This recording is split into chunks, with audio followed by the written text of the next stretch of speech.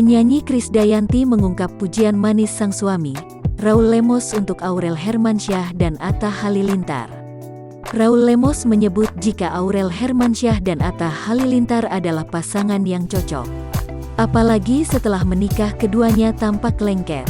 Apalagi saat ini Aurel Hermansyah tengah mengandung buah cintanya dengan Atta Halilintar.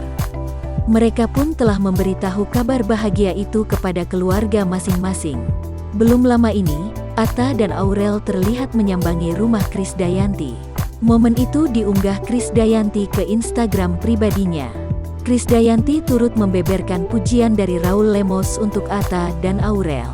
Raul ternyata memuji Atta dan Aurel sebagai pasangan yang cocok. Tak hanya dalam kehidupan sehari-hari melainkan juga dalam berbisnis.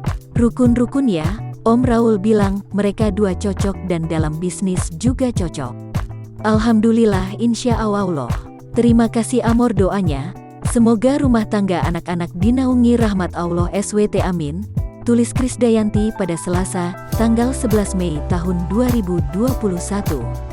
Sebelumnya, Krisdayanti juga sempat memberi wejangan kepada Aurel yang kini sedang berbadan dua. Mulai dari asupan nutrisi hingga masalah kenaikan berat badan. Krisdayanti juga turut menasihati sang menantu.